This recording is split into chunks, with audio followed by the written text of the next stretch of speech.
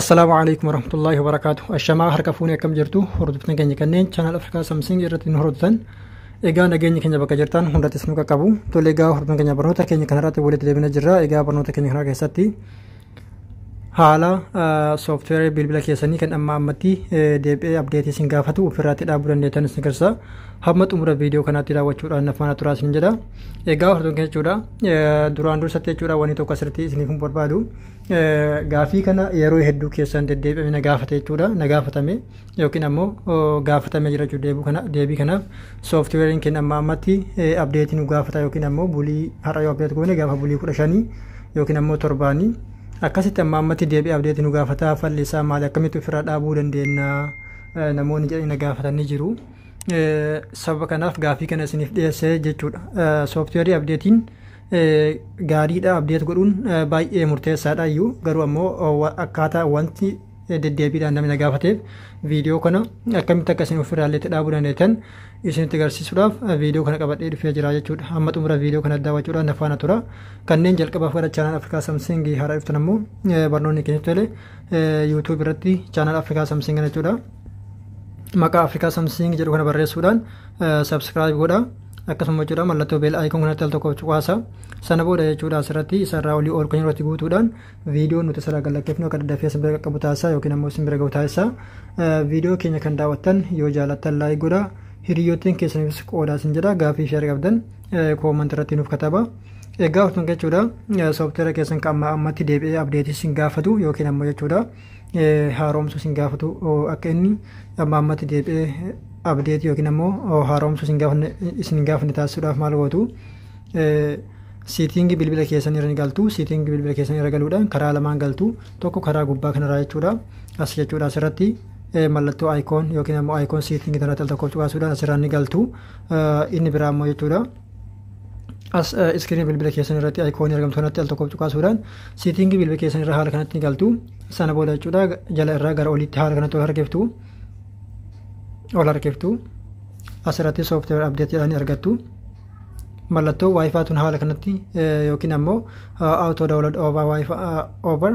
waayifaa jedha isin tun haala kanatti banaa argamti haala kanatti ofirraa ni cuftu sana booda jechuudha erga haala kanatti ofirraa cuftanii booda ammas deebitanii duubatti ni deebitu erga haala kanatti duubatti deebitanii booda maal gootu abaawwatii kanarratti kiliikii ni gootu yookiin ammoo ni cuqaaftu sana booda jechuudha software and information jedha asirratti al tokko deebitanii cuqaaftu sana booda jechuudha asirratti biyyoolli nambaa kan al tokko yeroo 7 akkanatti ni cuqaaftu jechuudha walirra qabdanii yookiin ammoo walirra qabdanii ni dhodhooytu sana booda jechuudha duubatti haala kanatti deebitu ammas deebitanii duubatti deebitu asirratti sana booda jechuudha developer optioniin kun isiniif baay'ee jechuudha developer optionii kana yookiin developer optionii kana developer optionii kana jechuudha yeroo argatanitti al tokkoof maal gootu yookiin ammoo yeroo inni asirratti isiniif bahe irratti maal gootu al tokkoof deebitanii irratti cuqaaftu sana booda jechuudha haala kanatti fuula kanarra ni dhuftu jechuudha sana booda erga haala kanatti fuula kanarra dhuftanii booda mallattoon tun jechuudha asirratti jechuudha auto update system jedha isiin tun haala kanatti banaa yoo jiraatte haala kanatti ni cuftu erga haala kanatti cuftanii booda maal gootu as keessa ammas deebitanii ni baatu jechuudha asirraa haala kanatti deebitanii ni baatu haala kanatti ol harkiftu yookiin ammoo dhiifama haala kanatti gad harkiftu gara oliitti ol deebi'uudhaaf jechuudha asirratti jechuudha biomatrix and security jedha asirratti al tokkoof deebitanii ni cuqaaftu sana booda jechuudha ammas deebitanii fuula kanarratti jechuudha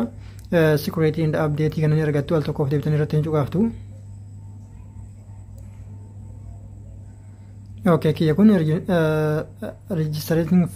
failed jedha sana booda jechuudha maal gootu yoo sun isin dide haala kanatti jala kanarratti jala irraa ol harkiftu yookiin ammoo ol deemtu sana booda jechuudha asirratti jechuudha other security settings jedha asirratti tokkoof deebitanii cuqaaftu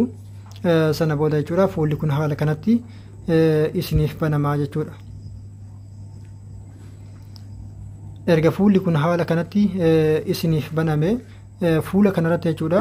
yookiin ammoo iddoo kanarratti fuula kanarratti yookiin ammoo iddoo kanarratti maaltu jira as security policy update jira jechuudha. Update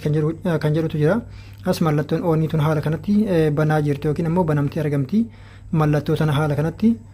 oof gooti yookiin ammoo ni cuftu jechuudha. Egaa mallattoo kana haala kanatti cuftanii booda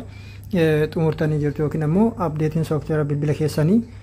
amma ammatti deebi'ee isin hin jeequ yookiin ammoo update isin hin gaafatu jechuudha. Kanaaf haala kanatti ofirraatti cufuu dandeettu isin jedha. Egaa ofirratti jechuudha ammas deebi'ee wanni isin dhaamu yoo jiraate softwaren bilbila keessanii update tahuun yookiin ammoo amma ammatti deebi'ee update isin gaafachuun